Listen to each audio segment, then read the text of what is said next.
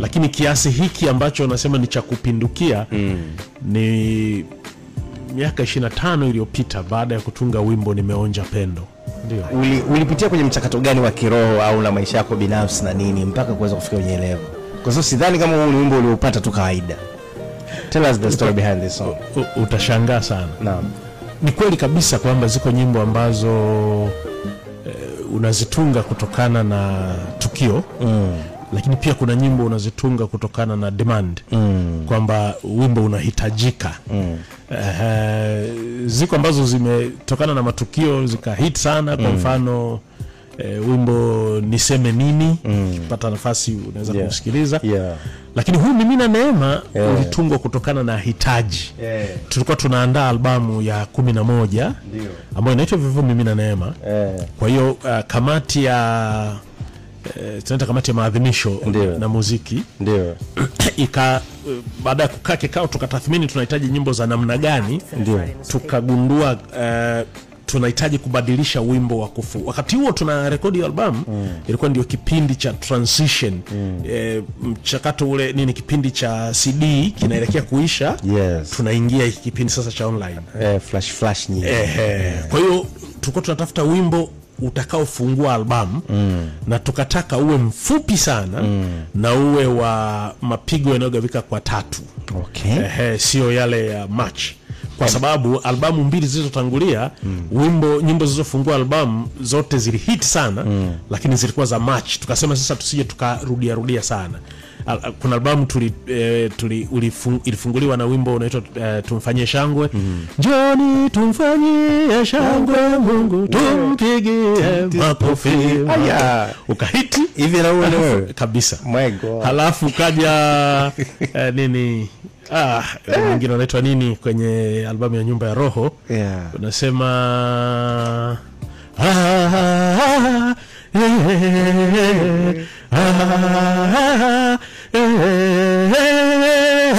nafsi yangu msifu. Unaona sasa tukasema hii tubadilishe. Lakini uwe mfupi, tukasema usizidi dakika 4. Mimi na mwalimu mwenzangu tukapewa kazi ya kila mmoja aende kutunga. Nilisali kusema ukweli. Kumuomba Mungu anifunulie nifanikiwe kuupata. Nimesali, nikahangaika, baada ya siku 3 nikaja na proposal ya wimbo mwingine ambao ulikuwepo tayari. Tayari tunawimba na unaonekana umehiti. Unaitwa Mbarikiwe. Nikasema jamani, tutumie huu. Ni kama vile nilikuwa nimeshindwa siju kupata nilichotumwa. Wakasema hapana, huo si tunaujua. Kwa nini tusingeuchukua kama ni huo? Katengeneze. Basi nikaenda, zimepita kama siku 5 tangu nimeanza kuhangaikia huo wajibu. Nilisali ile siku ya kwanza nikamwachia Mungu. Nilikuwa nimekaa tu mahali, niko na wife, tunapata soda. Nilikuwa na kibegi hivi kina karatasi pembeni. Nikashtuka tu kama fikra fulani imekuja kichwani. Nikashika karatasi ili nisisahau.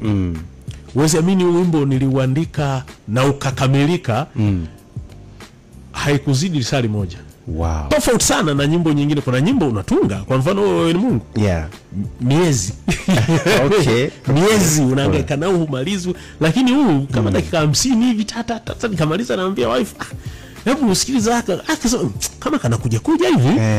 Tukasema jioni ngoja tukajaribu. Tuko na zoezi la kwaya sikio jioni, kamuomba mwalimu wa zamu, bwana naomba tuguse tu ili nipate picha kama na wote tusikie kama kana kidhi haja. Tujue ni haka, lakini kama haka kidhi nikaendelee kugusa, ikawa ndio moto moja kwa moja. Ndio Mimina ilipotokea. Mimina imeweza kukufikisha nje ya nchi mara kadhaa. Ni kweli. Kwanza kufika nje ya nchi kuna namna mbili. Kuna kazi yenyewe na jina kwenda. Lakini mimi mwenyewe kwenda. Lakini na kwaya kwenda. Namna tatu. Sasa hivi kuna fan base kubwa sana Kenya. Ya kwangu. Lakini na ya kwaya yangu ya Mtakatifu Kizito. Moja ya sababu kubwa ni Mimina Neema. Na hata tulivyoenda mwaka juzi 2022 nadhani. Tulikwenda mara 2 ndani ya miezi miwili kuombea uchaguzi kule Kenya. Mwitikio ulikuwa mkubwa sana. Mkubwa sana. Tulienda kwa ajili ya misa ya kuombea uchaguzi, lakini tulitengeneza nyimbo 3 na zote nilizitunga mimi kwa ajili ya uchaguzi. Yani mwitikio Kenya ilikuwa ni kama vile tunasema Kizito inafika. Yani ilikuwa ni sijui kama nani, yani mpaka mnajiogopa. Nakumbuka kasa unaona nakumbuka tulikuwa tunafuatilia uchaguzi wa Kenya, tukawa tunaona mpo kwenye ile jengo ambalo tume ndio linatangazia matokeo, na mlikuwa pale mlikuwa mnaimba bwana full time kabisa. Na hiyo sasa hiyo ilikuwa ni mara ya pili ambayo ile ya kwanza ilikuwa ni initiative yetu sisi wenyewe. Tukaenda tukashiriki ile misa, tukaandaa tamasha, mwitikio kama mzuri mpaka serikali ya Kenya ika appreciate. Hii tukio la pili ilikuwa ni mwaliko wa tume yenyewe ya uchaguzi. Na ndio iligharamia everything tofauti na ile ya kwanza. Ndio you guys hongereni sana. Asante sana. So utunzi kwenye maisha yako binafsi tunaweza tukausemea umekugusa maisha yako kwa level ipi ya financial zaidi? Natamani kujua, unasema utunzi umekupa maisha to that level? Kabisa. Kabisa kwa sababu kwa namna ya moja kwa moja na kwa namna isiyo ya moja kwa moja, directly na indirectly. Kabla ya financial niseme utunzi umenipa familia. Ndio. Uimbaji niseme kwa sababu ndio. Lakini huko tunakotoka ilikuwa ngumu kidogo financially kunufaika. Lakini hapa tulipo inakwenda vizuri utunzi sasa, kwa sababu watu wana hubiri, wanaimba neno la Mungu, lakini wanatengeneza pia kipato. Kwa hiyo natengeneza nyimbo, watu wanachangia, wanaokwenda kuzitumia kwa wanaokwenda kuzitumia kibiashara, wanachangia na inafanya vizuri. Lakini naimba mwenyewe kama unavyoona, na maamuzi ya niimbe upi kwa sababu nazitunga mwenyewe. Kwa nitengeneza namna gani niimbeje, na zinakwenda viral. Unaona kama hivyo inasaidia mkate wa familia. Na kwa kweli ndiko ambako nakwenda kukita shughuli zangu za kiuchumi. Yani naenda kufanya hilo pase. Naona kama karama alionipa Mwenyezi Mungu kwenye jambo hili mpaka sasa nimeitumia ninavyojisikia ndani yangu. Nilichokitumia mpaka sasa naona ni kama 25% hivi. 25%. Sasa nakusudia Mungu anipe maisha kuanzia sasa. Kwa kweli nakusudia kufanya kweli kufunguka.